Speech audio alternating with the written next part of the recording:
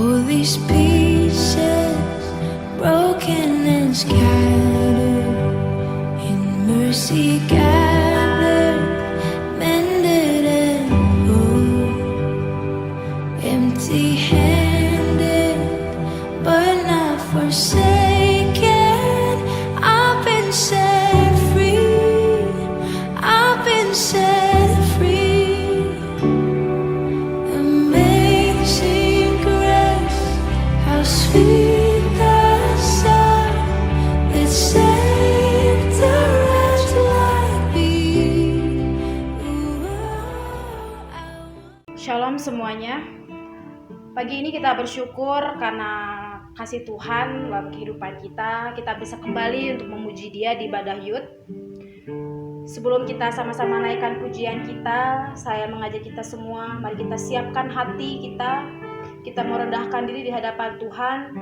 Dialah Tuhan yang melayakkan setiap kita, sehingga setiap pujian kita pada pagi hari itu boleh berkenan di hadapan Dia. Terima kasih Tuhan, karena kami masih diberikan kesempatan, masih diberikan kesehatan untuk kami boleh bersama-sama memuji-Mu Tuhan.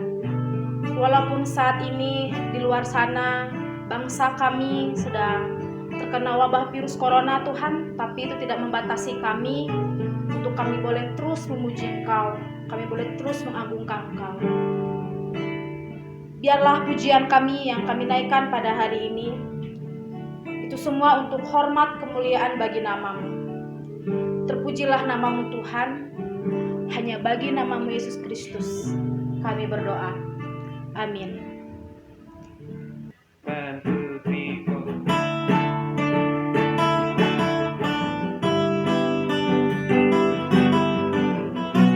Dari kemuliaan sampai kemuliaan, kita berikan sorak-sorai untuk Tuhan kita. Yuk sama-sama kita katakan. Tak pernah ku ragu akan kesetiaan-Mu. Kau pegang hidupku sepenuh jiwaku. Sepenuh jiwaku, ku yakin dan percaya Kau tuntun langkahku. Yesus, Kaulah Raja dalam hidupku, berkuasa percaya untuk selamanya. Hanya Kau Tuhan, sumber kekuatan, kuasa-Mu tercurah bagiku senantiasa.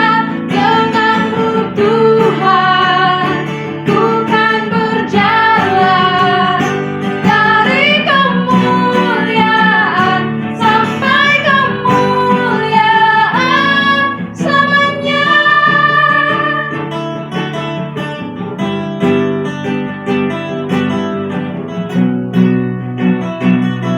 Kita kembali katakan, tak pernah ku ragu. Tak pernah ku ragu akan kesetiaan-Mu. Kau pegang hidupku sepenuh jiwaku, ku yakin dan percaya Kau tuntun langkahku. Yesus, Kaulah Raja dalam hidupku, berkuasa percaya untuk selamanya. Hanya Kau Tuhan, sumber kekuatan, kuasa-Mu tercurah bagiku senantiasa. Dengan-Mu Tuhan, ku kan berjalan dari kemuliaan sampai kemuliaan selamanya.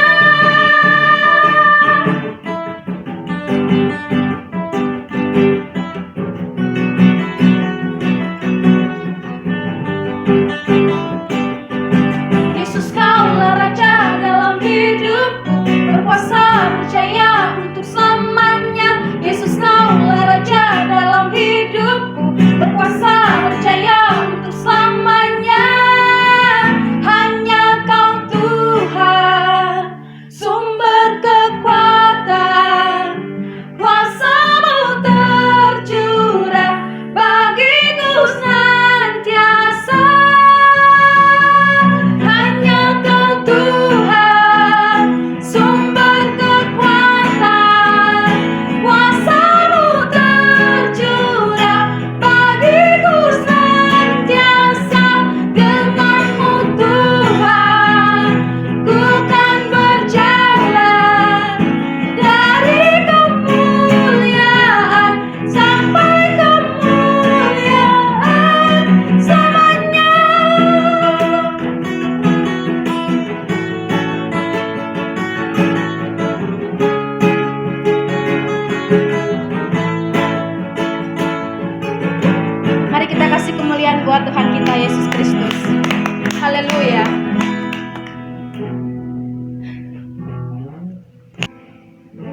Dengan apa kami dapat membalas kasih-Mu Tuhan? Dengan apa kami dapat membalas cinta-Mu Tuhan? Hanya ini yang dapat kami berikan, selalu bersyukur untuk kasih setia-Mu yang selalu menopang kami. Saat ini kami mau sama-sama katakan bahwa kami selalu bersyukur dan terus bersyukur.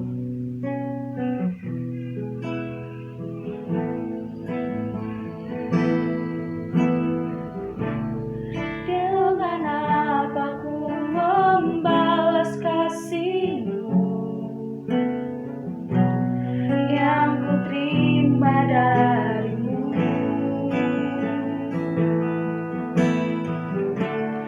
Dengan apa ku membalas cinta-Mu?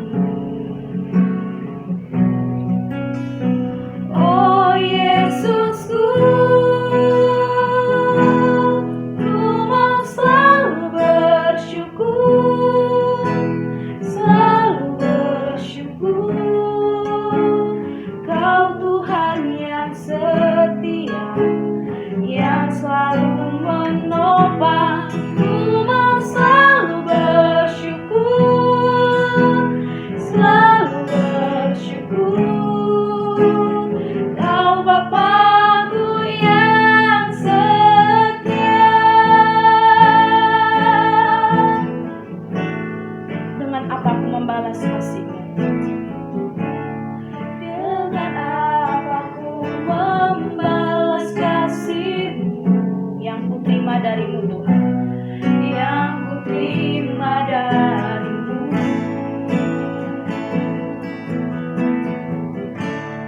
Dengan apa ku membalas cinta-Mu? Oh Yesusku, ku mau selalu bersyukur, selalu bersyukur. Kau Tuhan yang setia, yang selalu menopang. Ku mau selalu bersyukur, selalu bersyukur. Kau Bapa-Ku yang setia. Ku mau selalu bersyukur, selalu bersyukur. Kau Tuhan yang setia, yang selalu menopang. Ku mau selalu bersyukur, selalu bersyukur. Kau Bapa-Ku yang setia. Ku mau selalu bersyukur, Tuhan. Ku mau selalu bersyukur, selalu bersyukur. Kau Tuhan yang setia, yang selalu menopang. Ku mau selalu bersyukur, selalu bersyukur. Kau Bapa-Ku yang setia. Kau Bapa-Ku yang setia. Kau Bapa-Ku yang setia.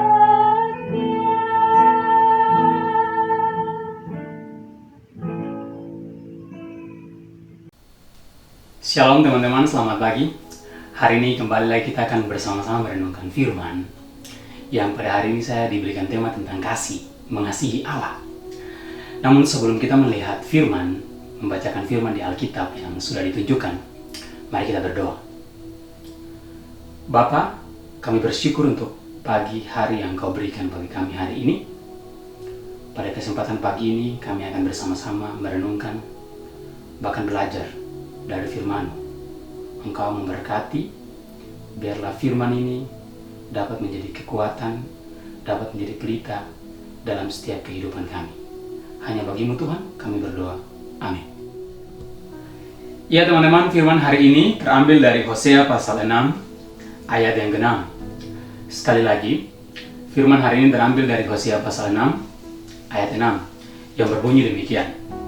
Sebab aku menyukai kasih setia dan bukan korban sembelihan, dan menyukai pengenalan akan Allah lebih daripada korban-korban bakaran. Teman-teman, hari ini kita berbicara mengenai kasih.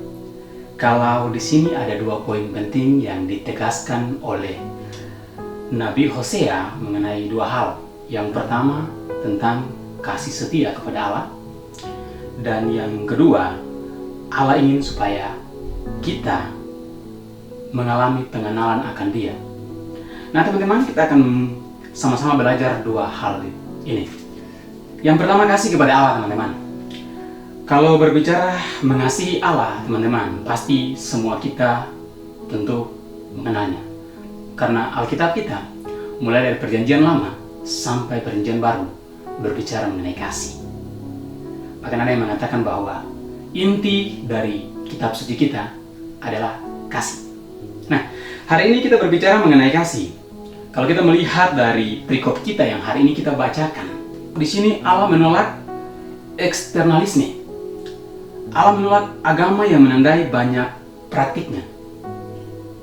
Dengan kata-kata lain, Allah menyukai kasih setia dan bukan kurban sembelihan.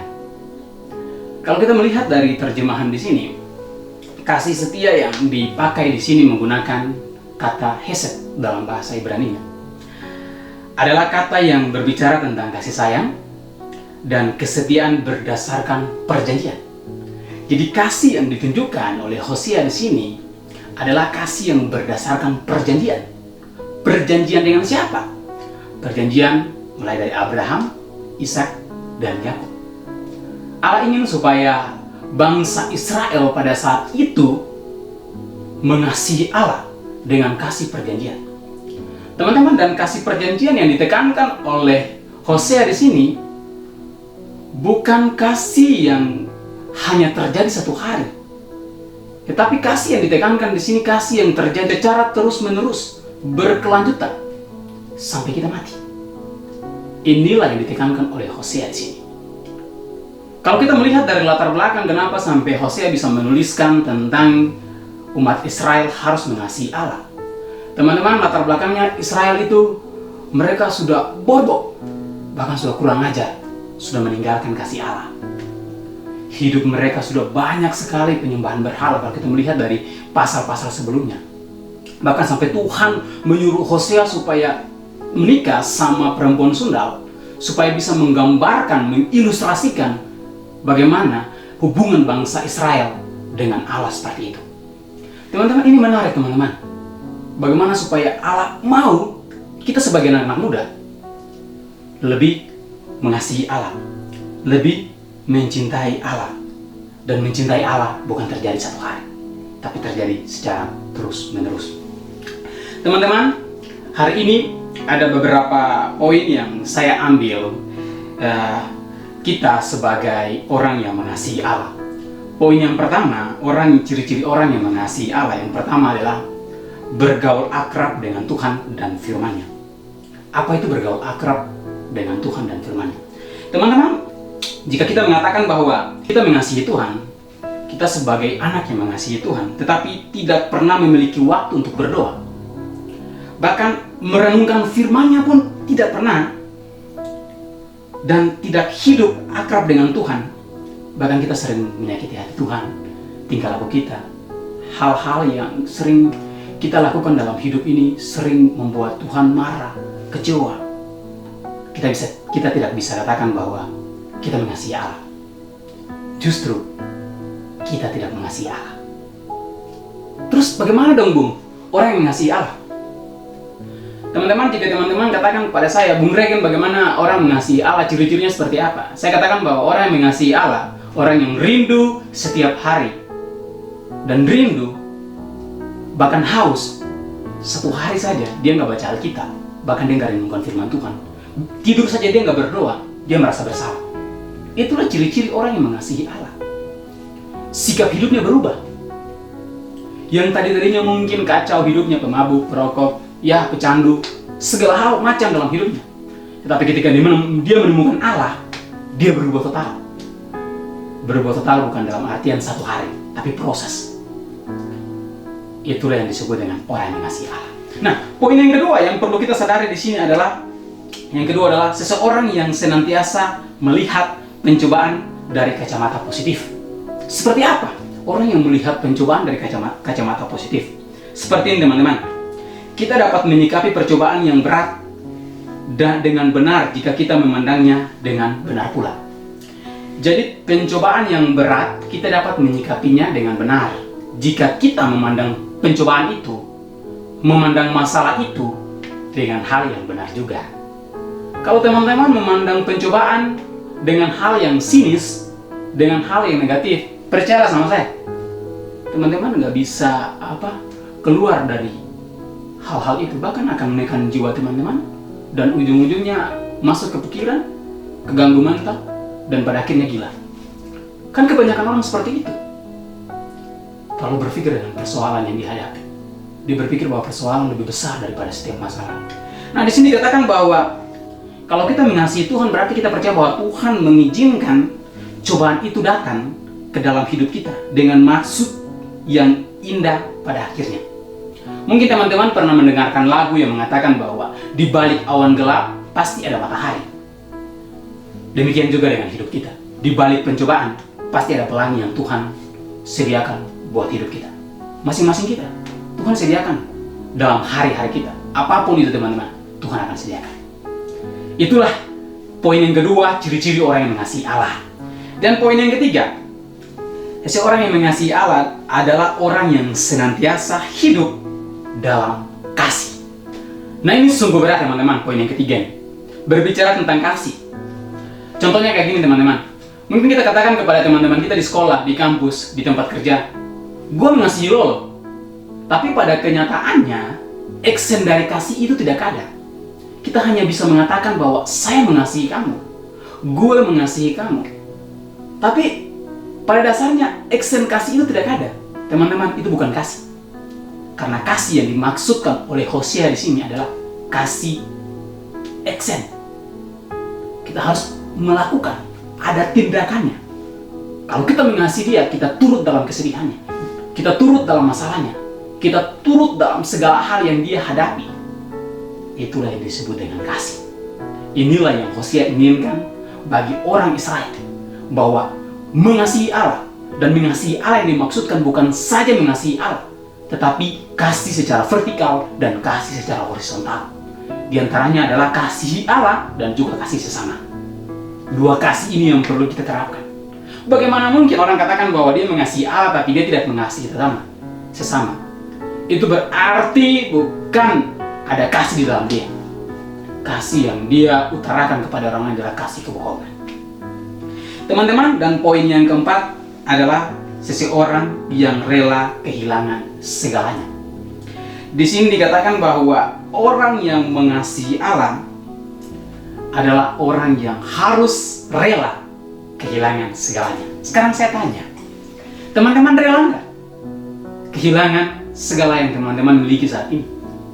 Mungkin barang-barang yang teman sayangi, keluarga, orang tua, sahabat, pacar, yang sudah punya istri mungkin istri, bahkan hal-hal yang teman sukai dalam hidup ini.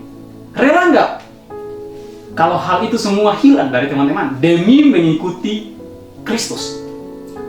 Rela nggak teman-teman? Ini pertanyaan yang sungguh berat. Saya nggak mau teman-teman menjawab. Teman-teman cukup jawab dalam hati teman-teman pribadi dengan Tuhan. Apakah benar-benar teman-teman mengasihi Allah? Dan kalau kita katakan bahwa kita mengasihi Allah teman-teman, kita harus rela untuk kehilangan segala-galanya. Karena Allah terlebih dahulu mengorbankan nyawanya untuk hidup kita. Demikian kita juga harus rela korbankan hidup kita untuk Allah. Itu poin yang pertama teman-teman mengenai kasih. Sekarang poin yang kedua yang ditekankan oleh Hosea di sini adalah pengenalan akan Allah. Nah, ini menarik teman-teman, dua poin yang menarik dalam ayat ini. Pengenalan akan Allah. Kalau kita berbicara tentang mengenal, otomatis kita tahu. Contohnya teman-teman katakan bahwa saya mengenal kamu loh, Bung Regen. Berarti teman-teman harus tahu apa makanan kesukaan saya, apa baju favorit saya, apa lagu favorit saya. Bahkan segala hal yang mengenai saya, teman-teman harus tahu. Maupun teman-teman mengenal seseorang atau mengenal pasangan hidup, mengenal istri, mengenal teman rekan kantor, mengenal teman-teman kuliah, bahkan teman-teman sekolah, teman-teman juga harus tahu apa kesukaan dia dan apa hobi dia. Segala macam harus tahu, seluk-beluk tentang dia harus tahu. Nah, demikian hari ini Hosea mengajarkan kepada kita bahwa kita juga harus mengenal Allah. Dan mengenal Allah tidak terjadi satu hari. Pengenalan akan Allah terjadi secara terus-menerus, kontinu, secara berkelanjutan. Bukan saja hari ini, bukan saja hari esok, tapi terus-menerus sampai kita mati. Pengenalan akan Allah. Teman-teman, di sini Hosea mencatat bahwa pengenalan akan Allah merupakan pilar penting bagi bangunan kehidupan iman kita sebagai anak muda. Jadi pengenalan akan Allah sangat penting bagi iman kita.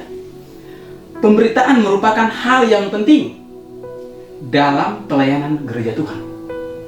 Hal ini ditujukan oleh Nabi Hosea dalam Hosea pasal 6 ayat 6 yang hari ini kita baca. Di sana Hosea mengutamakan pengenalan akan Allah lebih penting daripada kurban kita. Alkitab berkata bahwa umat Allah binasa karena tidak mengenal Aku. Ingat teman-teman, Alkitab pernah berkata bahwa umat Allah binasa karena tidak mengenal Allah. Hal itu di dalam Hosea pasal 4 ayat 6. Kata binasa dalam satu terjemahan bahasa Inggris diterjemahkan destroyed. Kata ini dalam teks aslinya atau bahasa Ibrani menggunakan kata to destroy. Juga dapat dimengerti sebagai be cut down to be done, yang artinya karena kita tidak mengenal Allah. Dalam teks lain teman-teman, bahasa Indonesia lain menerjemahkan keraguan mengenal akan Tuhan. Teman-teman, dari pernyataan Hosea ini jelaslah dapat ditemukan bahwa peran kita sebagai anak muda, pengenalan akan Tuhan dalam kehidupan kita sebagai anak muda sangatlah penting. Sebab kurang atau tidaknya pengenalan akan Tuhan merupakan pilar penting dan juga akan berpengaruh bagi kehidupan kita. Kalau teman-teman mengenal Allah, katakan mengenal Allah dengan baik, berarti teman-teman tahu apa kesukaan Allah dalam hidup teman-teman. Berarti teman-teman tahu apa yang Allah mau dalam hidup teman-teman. Kalau teman-teman benar-benar katakan bahwa teman-teman mengenal Allah. Itulah sebabnya teman-teman, Petrus pernah menulis di akhir suratnya berharap dan menghimbau agar orang percaya bertumbuh dalam kasih karunia dan dalam pengenalan akan Tuhan dan Juru Selamat kita, Yesus Kristus. Baginya kemuliaan sekarang dan sampai selama-lamanya. Teman-teman dapat melihat itu dalam 2 Petrus pasal 3 ayat 18. Apa yang menandai kualitas hidup kita ditingkatkan untuk mengerti rasional bahwa pengenalan akan Tuhan menentukan kualitas hidup umat Tuhan dapat dijelaskan dalam beberapa hal. Teman-teman, pengenalan akan Tuhan hari ini saya akan bahas dalam beberapa hal. Yang pertama, yang perlu kita sadari untuk mengenal Tuhan adalah pengenalan akan Tuhan melepaskan beban hidup kita. Kenapa saya katakan pengenalan akan Tuhan bisa melepaskan setiap beban hidup kita? Teman-teman bisa lihat dalam Matius pasal 11 ayat 28. Di sana dikatakan bahwa Tuhan Yesus katakan bahwa marilah kepadaku semua, kata semua garis bawahi semua. Marilah kepadaku semua yang letih, lesu dan berbeban berat. Aku akan memberikan kelegaan kepadamu. Bayangkan, semua orang yang letih dan lesu dan berbeban berat, Yesus akan memberikan kelegaan. Teman-teman, terdapat undangan dari Tuhan Yesus buat setiap kita yang bermasalah. Karena pada dasarnya manusia, apalagi kita sebagai anak muda, bermasalah. Saya nggak tahu masalah teman-teman hari ini apa. Jangan teman-teman pikir, oh iya Bung Regen nggak ada masalah. Walaupun saya sekolah teologi, saya juga punya masalah. Dan masalah yang saya hadapi seperti masalah teman-teman juga. Tapi caranya berbeda mungkin. Semua kita punya masalah teman-teman. Oleh sebab itu pengenalan akan Tuhan lebih penting. Kenapa penting? Karena pengenalan akan Tuhan akan membuat perspektif kita, cara pandang kita tentang hidup lebih benar.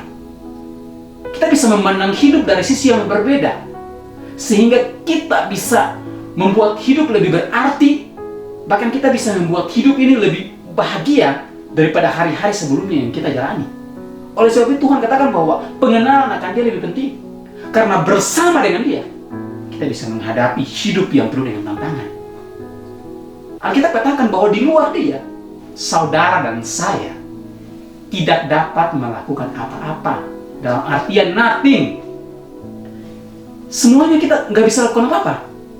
Karena apa? Yang pegang hidup kita, yang membawa hidup kita kemana pergi, adalah Tuhan, bukan kita. Jadi pengenalan akan Dia sangatlah penting. Jadi Dia katakan bahwa semua yang letih lesu dan berbeban berat, datanglah kepada Dia.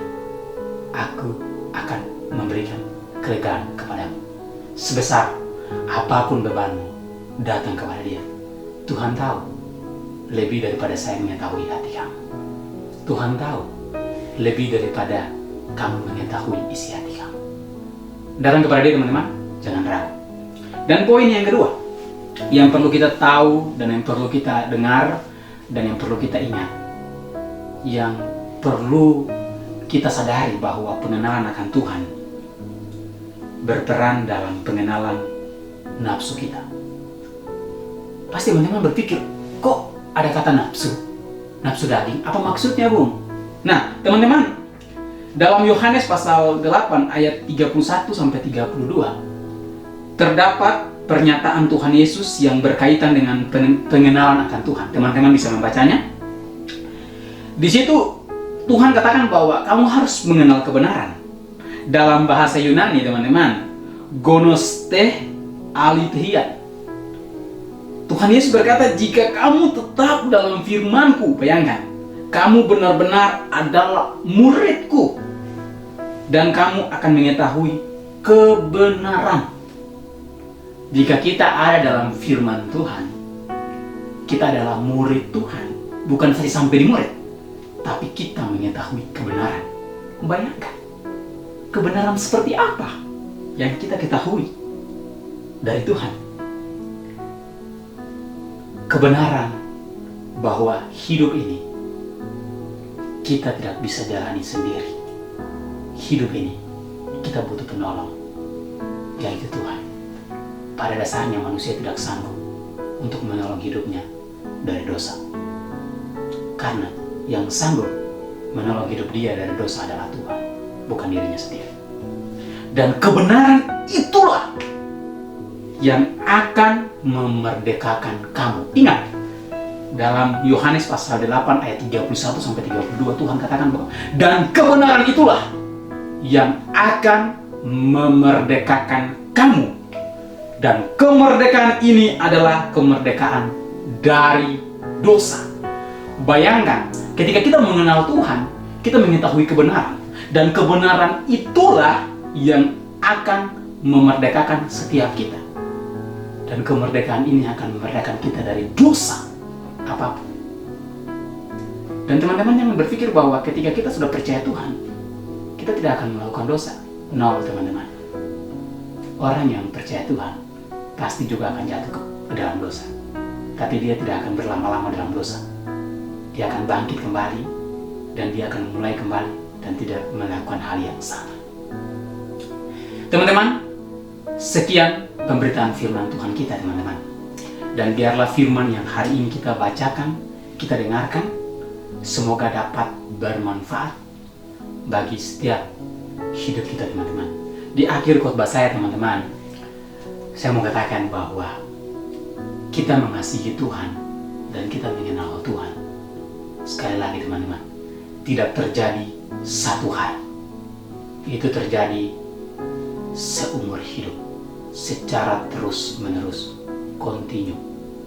Jadi teman-teman jangan berpikir bahwa ketika saya sudah mengenal Tuhan, saya sudah benar-benar tahu tentang Tuhan. No, teman-teman, perjalanan dengan Tuhan masih panjang sampai kamu menutup mata di dunia ini. Terima kasih. Sekian firman Tuhan. Tuhan Yesus memberkati. Mari kita berdoa. Bapa, kami bersyukur untuk pagi hari yang Kau berikan bagi kami hari ini. Terima kasih atas kebenaran yang hari ini kami sama-sama dengarkan. Biarlah kebenaran ini memerdekakan setiap hati kami. Kebenaran ini membawa kami pada satu pemikiran bahwa hidup kami adalah hidup bersama dengan Engkau. Tanpa Engkau kami tidak dapat berbuat apa-apa. Tuhan, mungkin firman ini singkat, tapi biarlah Engkau yang melawat kami di setiap kehidupan kami. Hanya di dalam nama Tuhan Yesus Kristus kami berdoa kepada Bapa di surga. Amin. Memang selalu bersyukur. Memang selalu bersyukur. Selalu bersyukur. Kau Tuhan yang setia, yang selalu menopang. Memang selalu bersyukur. Selalu bersyukur. Kau Bapa-Ku yang setia. Kau Bapa-Ku yang setia. Kau Bapa-Ku yang setia.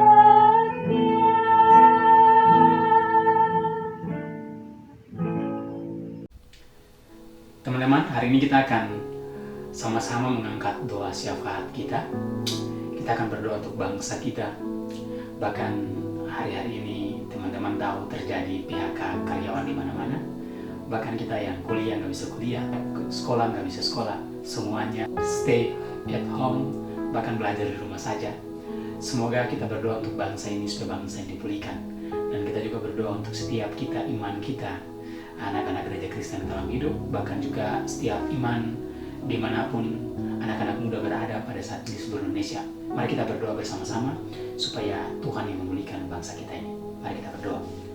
Bapa, kami bersyukur untuk pagi yang hari yang Kau berikan bagi kami. Tuhan, di akhir ibadah kami ini kami mengangkat syafaat kepada Engkau. Kami berdoa untuk bangsa kami ini. Engkau tahu bangsa ini mengalami problem hari-hari ini Tuhan, di mana terjadi virus COVID-19 yang tidak kunjung berhenti. Bahkan beberapa karyawan di beberapa perusahaan telah di PHK, anak-anak tidak bisa sekolah, semuanya stay at home, bahkan belajar dari rumah. Tuhan, biarlah Engkau yang memulihkan bangsa ini, Engkau memulihkan negara ini. Kami tidak tahu apa di balik ini, Engkau yang lebih tahu daripada kami, Bapa.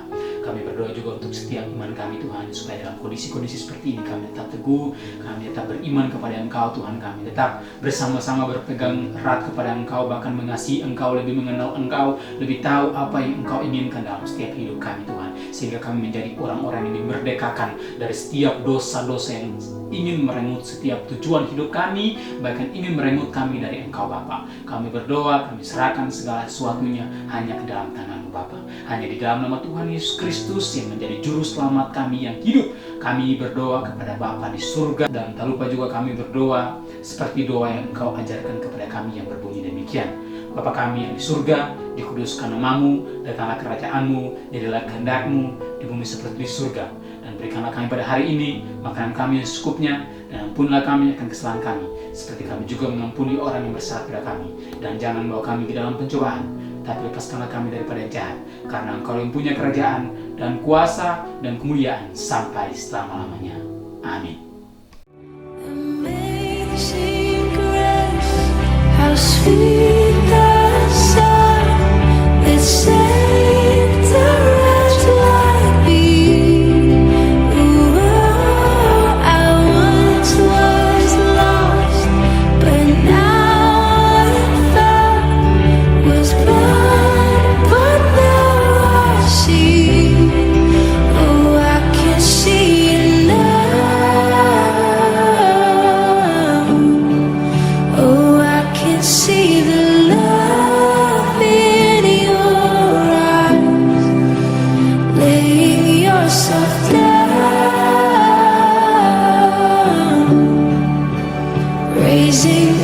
the breath